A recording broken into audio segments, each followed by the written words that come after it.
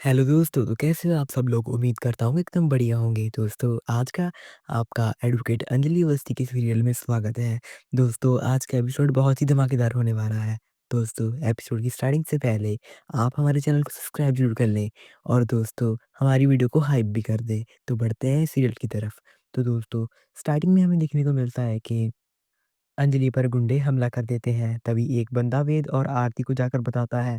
वह कहते हैं कि तुम्हारी माँ को गुंडे पीट रहे हैं। आरती और वेद वहाँ पर जाते हैं और उन गुंडों का मुकाबला करते हैं।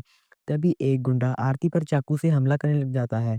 जब अंजलि देखती है तो उसका चाकू हाथ से पकड़ लेती है। अंजलि के हाथ पर चाकू लग जाता है। उसके खून के छींटे आरती पर गिरते हैं।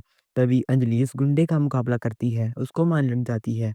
अंजलि आरती को कहती है, यह खून एक माँ का है, तुम अनाथ नहीं हो। यह कहकर अंजलि वहाँ से चली जाती है। आरती वेद को कहती है, मेरी माँ मुझसे बहुत प्यार करती है, लेकिन मैं समझ नहीं पाई।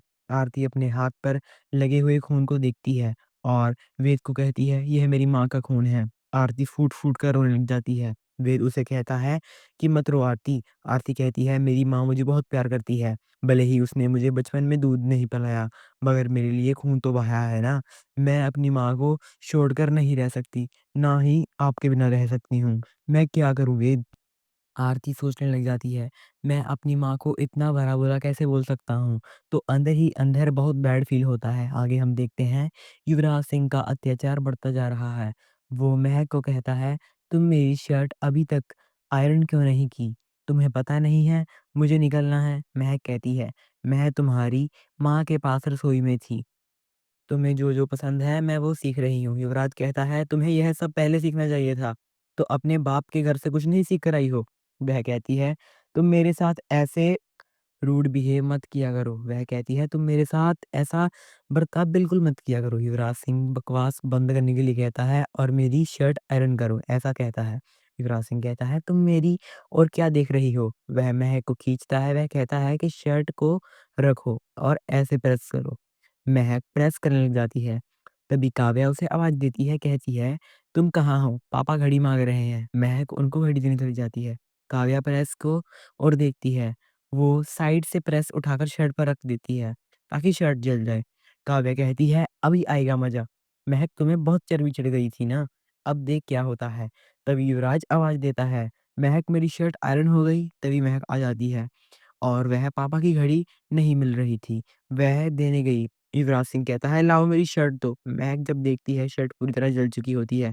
युवराज सिंह उसे गुस्से से पूछता है और कहता है, "मेरी शर्ट कैसे जल गई? तुमसे एक काम भी ठीक से नहीं होता?" वह महक को थप्पड़ मारने लगता है। महक उसे रोक देती है, लेकिन कहती है, "तुम मेरे पर बार-बार हाथ क्यों उठाते रहते हो?"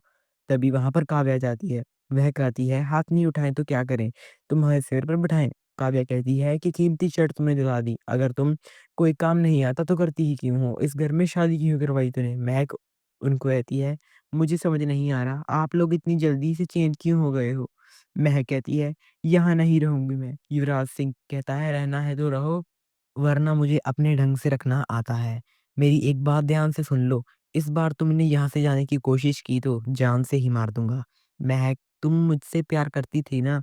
युवराज सिंह कहता है, मुझे तुमसे प्यार नहीं है, पर फिर भी मैं तुम्हारे साथ टाइम पास कर रहा हूँ। तुमने कभी मुझ पर भरोसा भी किया है? सुहागरात वाले दिन मैं तुम्हें कहता था कि मेरी बात सुनो, मत जाओ, पर तुमने मेरी बात नहीं सुनी। उस पदमा के फ़ोन पे तुम मायके चली गई थी मुझे छोड़कर। युवराज सिंह कहता है, मैंने आज तक तुम्हें टच नहीं किया। और तुम मुझसे प्यार की बातें कर रही हो? युवराज सिंह कहता है, मैं एक क्रिमिनल हूँ ना, तुम मुझे क्रिमिनल ही रहने दो। मैंने ही उस पद्मा को किडनैप करवाया है, लेकिन तुम्हें जानने की कोशिश की ना, तो मैंने उसे पद्मा को किडनैप करवा दिया। प्यार की बातें मुझसे करती हो, मैंने तुम्हारे भाई को ना महक को उसे पूछने दिया, क्या मेरे भाई को? महक उससे बार-बार पूछती है, क्या मेरे भाई को? युवराज सिंह वहाँ से निकल जाता है। काव्या महक से पीछे खींच लेती है और कहती है, "तू तू ज़्यादा चिल्ला मत यहाँ पर। ऐसी ब्रांडेड शर्ट खरीद कर ला और उसको दोबारा आयरन कर।" महक फूट-फूट कर रोने लग जाती है। आगे हम देखते हैं कि अंजलि के हाथ पर उसके पापा गणेश जी पट्टी कर रहे होते हैं। अंजलि बेटी आरती और बारे में सोच रही होती है। आरती ने कैसे कैसे कहा था कि आप मेरी माँ हो ना? और मैं आपकी बेटी हूँ। आप मेरी कुछ नहीं लगती हो। हम लोग ज़िंदगी के उस मोड़ पर खड़े हैं, जहाँ पर ज़िंदगी के कोई गुंजाइश ही नहीं होती। अभी अंजलि को महक का फ़ोन आता है। अंजलि को बताती है, "पद्मा, मेरे पति ने ही किडनैप करवाया है पद्मा को। अंजलि भाभी आपको पता है, अभी वह कुछ और भी बोल रहा था, भाई को लेकर। जैसे कि भाभी मुझे लगता है कि भाई का खून के पीछे भी युवराज का ही हाथ है। अंजलि भाभी, आप बिल्कुल सही कहती थी। मैं आपकी सारी बातों में सहमत हूँ। कैद युवराज को होनी चाहिए भाभी, होनी चाहिए।" युवराज सिंह आता है, महक को ज़ोर से मुँह दबाता है और अंजलि हेलो हेलो करती है, मगर कोई जवाब नहीं आता। युवराज सिंह महक को एक ज़ोरदार थप्पड़ लगा देता है और कहता है, "अगर कुछ भी बोली तो मैं तुम्हारी ज़ुबान काट दूँगा।" आगे हम देखते हैं वेद अपने कपड़ों की पैकिंग कर रहा होता है और साथ ही अपनी माँ की तस्वीर भी देख रहा होता है। तभी वहाँ पर प्रताप, सोनल, सूर्यवंशी आ जाते हैं। वेद उनसे पूछता है कि आप लोग यहाँ? सोनल कहती है, हाँ, ज़मानत मिल गई है। क्या सोचा था आपने? बेल नहीं मिलेगी। वह कहती है, इतना सारा कुछ हो गया, लेकिन आप एक बार भी देखने नहीं आए। आप लोगों को राजवंशी खानदान का खून दौड़ रहा है, जिससे आप प्यार करते हैं और शादी करना चाहते हैं।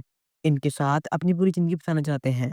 उस लड़की की माँ ने हमें अरेस्ट करवा दिया और आप समझ रहे हैं कि हम बोल क्यों रहे हैं और आप सुन रहे हैं जब मुँह में ताला लगाया है आपने।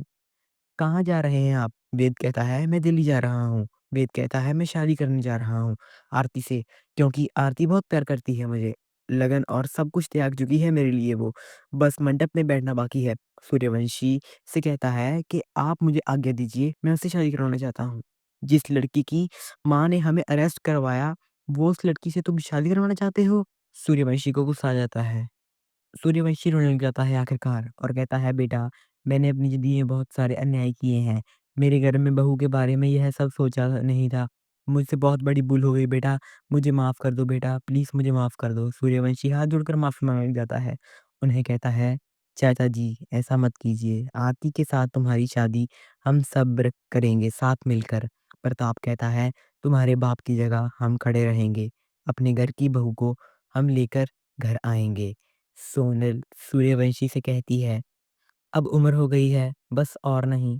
वो वेद को कहता है, तू जा, बहू को लेकर घर आ, हम सब लोग उसका स्वागत करेंगे और सारा कुसुमगंज देखेगा कि राजवंशियों की शादी हुई है। ठीक ही बोला था तुमने, आरती की तुम्हारी लिए सही बिल्कुल लड़की है। आगे हम देखते हैं, राघव सिंह आरती से पूछता है कि तुम ठीक हो ना बेटा? आरती कहती है, हाँ दादाजी, मैं बिल्कुल ठीक हूँ। राघव सिंह उससे कहता है, मैंने सुना है कि बहुत घमासान लड़ाई हुई थी। तुमने कहीं चोट तो नहीं आई?